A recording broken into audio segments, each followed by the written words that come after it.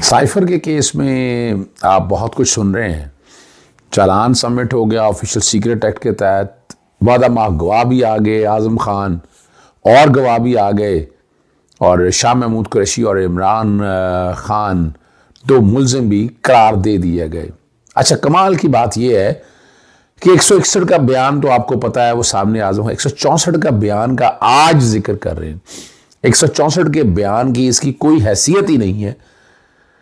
भाई इमरान खान साहब को 164 के बयान में कन्फ्रंट करना था, वहां जिरा की इजाजत देनी थी, वो तो छुपा कर रखा आपने और बंद कमरों में ये बैठकर सारा फैसला कह दिया। फिर ऑफिशियल सीक्रेट एक्ट में जो नए सेक्शन में तरमीम की हैं उसका माजी से इतलाक कैसे होगा, ये भी बड़ा अहम सवाल है।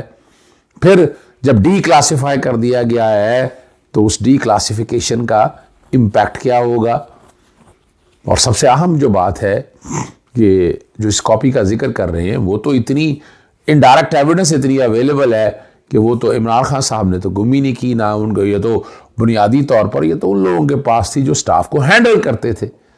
तो इतनी डिफेक्टिव इन्वेस्टिगेशन है और उसके बावजूद चालान का सबमिट कर देना और इमरान खान साहब का अडियाला जेल में शिफ्ट करना बहुत से सवालात का जन्म ले रहा है। मैं आज भी समझता हूँ इस्लामाबाद हाई कोर्ट के सामने चैलेंज कर दिया गया हुआ है इसकी क्वाशमेंट के हवाले से। उसमें बड़ा बेंच एक तश्कील दी है जो कि जस्टिस चीफ आमर फारूक साहब के हवाले से बहुत से एतराज़ात मौजूद हैं, और उसके सामने पहले उसको डिसाइड कर लिया जाए। जैसे तोशाखाना के केस में भी दायरा इख्तियार वाला मामला पेंडिंग रहा और बाद में ट्रायल कंक्लूड कर दिया गया। यहाँ भी खदशा यही लग रहा है कि कहीं ट्रायल कंक्लूड ना कर दिया जाए, तो इसलिए ज़रूरत इस अमर की है कि इसके दायरा इख्तियार के हवाले से जो क्वाशमेंट की FIR की दरख्वास्त है इस्लामाबाद हाई कोर्ट के सामने लार्जर बेंच सुने और उसका फैसला पहले